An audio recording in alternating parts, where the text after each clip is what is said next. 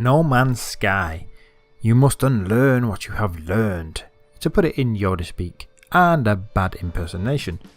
However, that being said, how the devil are you guys? This is Robidon, and I am talking about the 1.03 Day 1 patch for No Man's Sky. Yes, this patch is going to change quite a bloody lot apparently. And if you've been lucky enough to get the game early, consider that an entirely different experience to what you're going to have when you wipe your save data, because it isn't going to work with this patch. And you might as well anyway, because you're not going to be able to upload anything to the servers because they're being wiped. So you may as well start again. However, with that being said, let's get into what the patch is and what Hello Games and Sean have put on their site. So let's start with the 3 paths. Now, before I go much further, obviously there may be some spoilers, because you can't really patch something people haven't played without giving a few hints away as to what it was before you patched it. Yes, so if you don't want to know, look away now. But keep listening, I need the views. Haha, no. Yes, the 3 paths. There are now new, unique paths you can follow throughout the game. You must start the game on a fresh save with the patch, as early choices have significant impact on what you see later in the game and the overall experience. It's safe to say that the 3 alien races possibly have something to do with this. It may be not safe to say, I am making a big assumption there, but 3 paths, 3 alien species, and each alien species apparently has its own philosophy. Therefore maybe the 3 paths are paths that rely on one of those philosophies.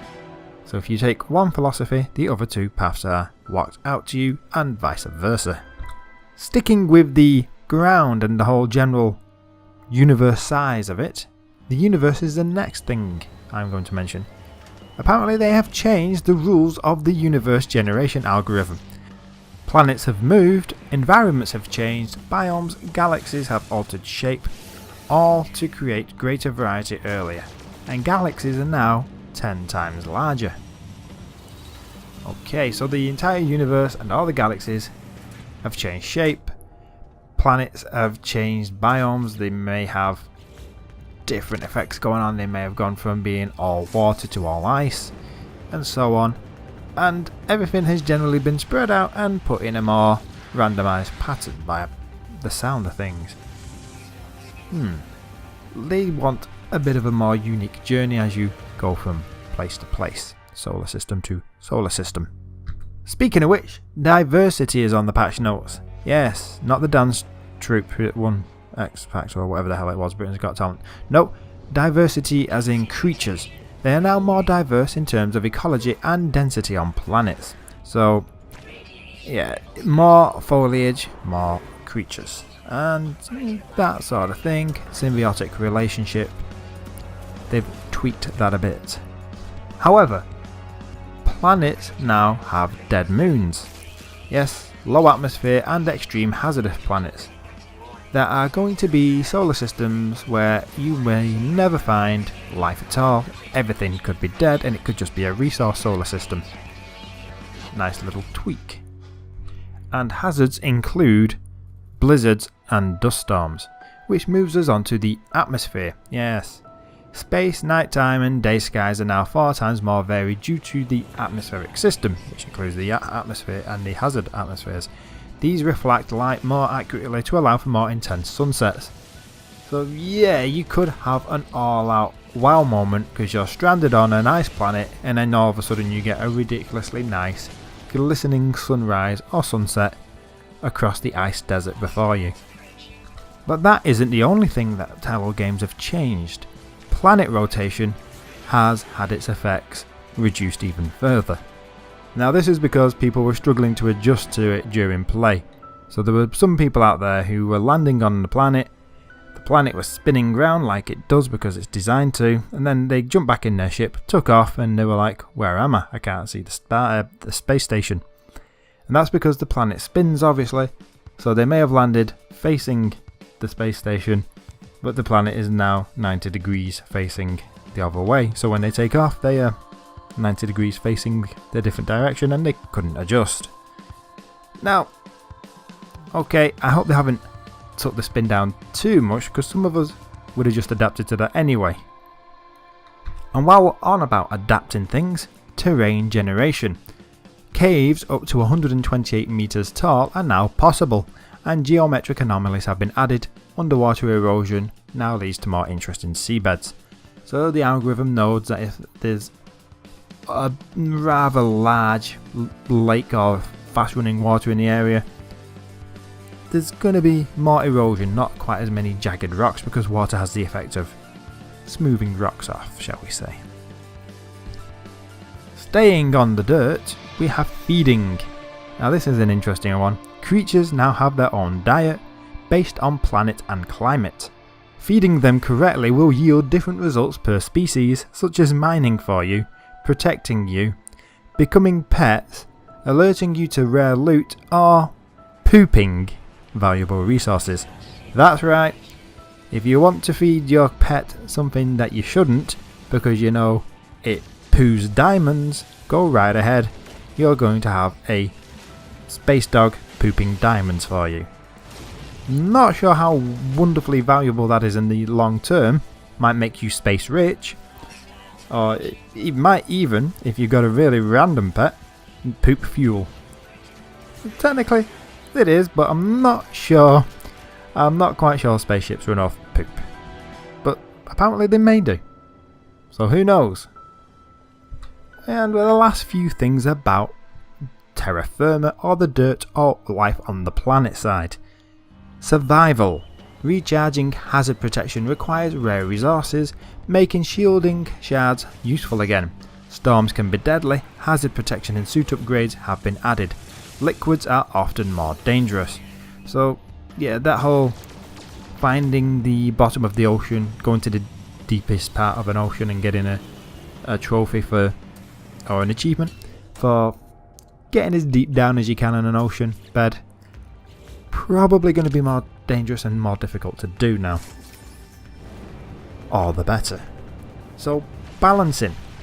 Several hundred upgrades have had stat changes, mainly the exosuit and ships, but also weapons. New upgrades have been added. And then land combat. Auto aim and weapon aim has been completely rewritten to feel more gentle in general, but stickier when you need it. Sentinels now alert each other if they haven't been dealt with quickly. Quad and walker AI is now much more challenging. Even I struggle with them without a powered up weapon, is what Sean says. Yes, okay, even Sean struggles. So they've made the game, they've made it gold, then they've made this patch that changes tons of stuff and makes things harder, and he's struggling. Sounds fun. And now we move on to the raison d'etre of this game, space. Space combat. Advanced techniques have been introduced like break drifting and critical hit. Bounty missions and larger battles now occur. Pirate frequency has been increased as well as difficulty depending on your cargo. There you have it.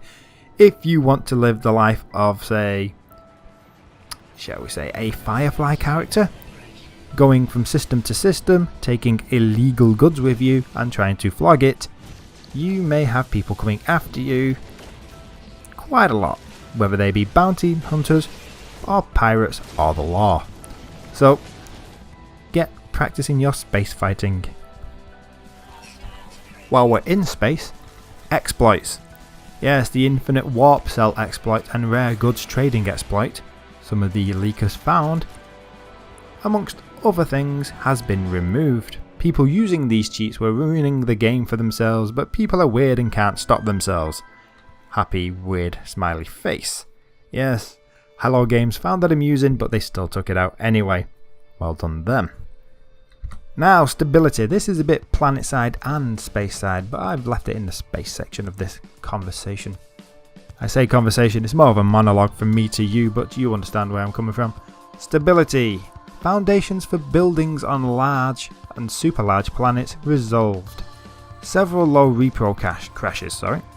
In particular, when players warped further than 256 light years in one session, was only possible due to the warp cell exploit above.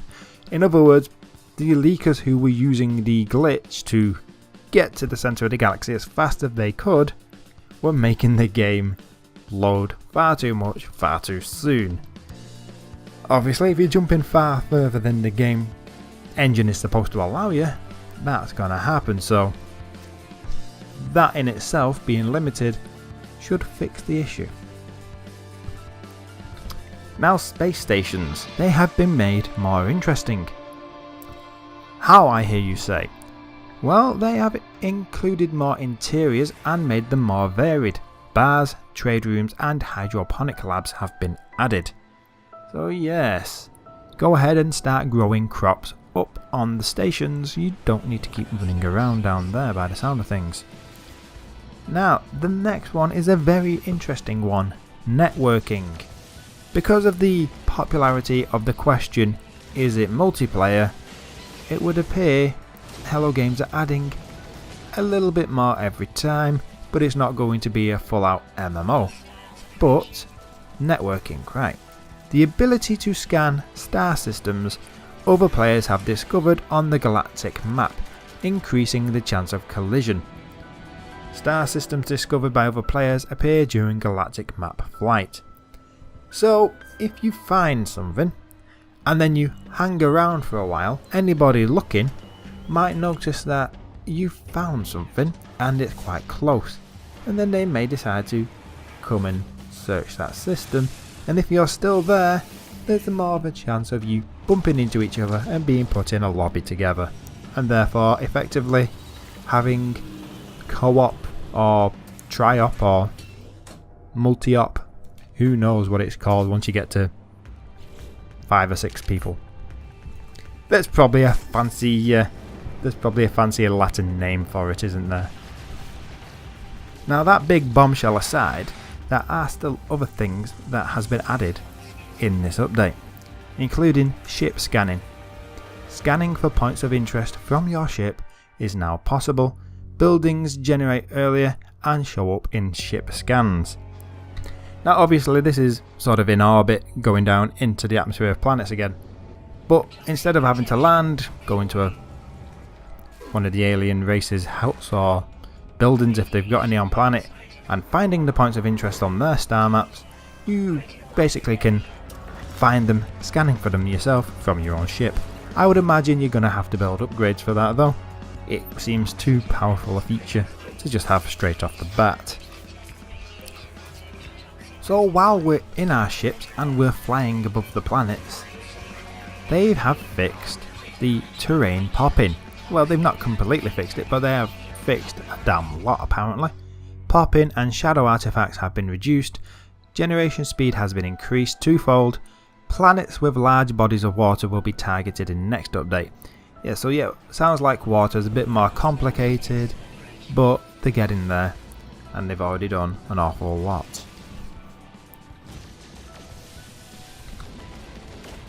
Next we have the writing.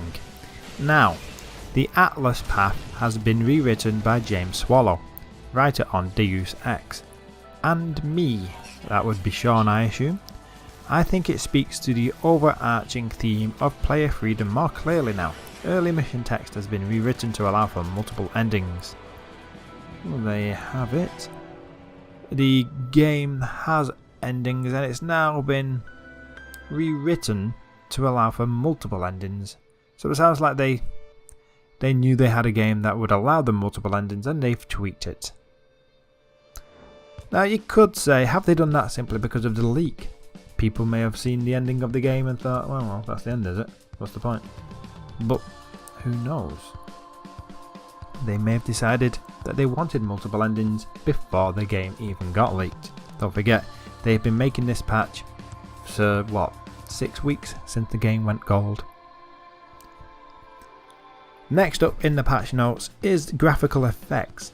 Lighting and texture resolution has been improved, shadow quality is doubled, temporal anti-aliasing didn't make it in time, but it is so close. So keep an eye out for that in the 1.04 patch or the 1.05 hopefully. We shall see. Balancing. Now this is a big one, isn't it? Several hundred upgrades have had stat changes, mainly for the exosuit and the ship, but also the weapon. New upgrades have been added. So yeah, some sounded like they were slightly too powerful or slightly too weak, so they've added in new variations by the sound of things. No, you're not going to jump from 30, 60, 100 or whatever, it might be 10, 20, 30, 40.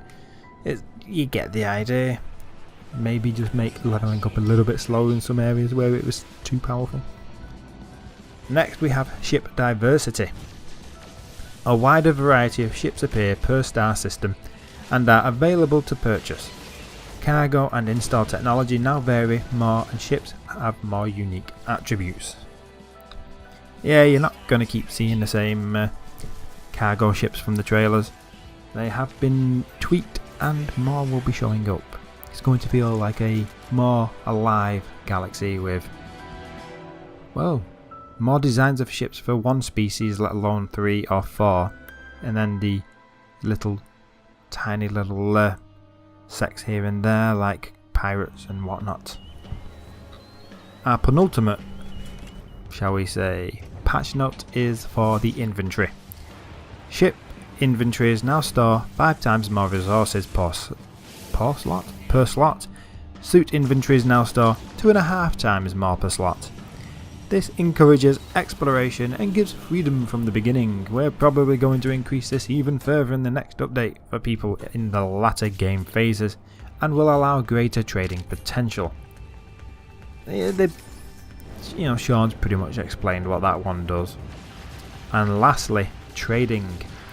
Trading is deeper. Star systems and planets each have their own wants and needs based off a galactic economy.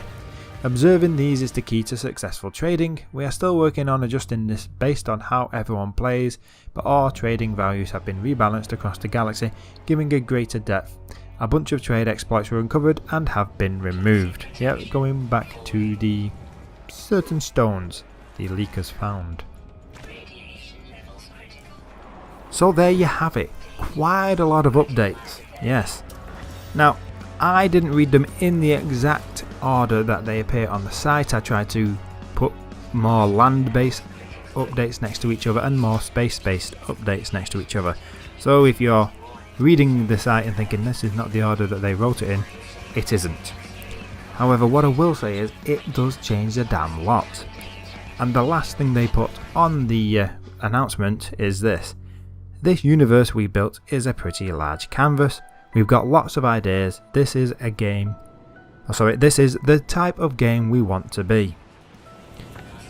Right.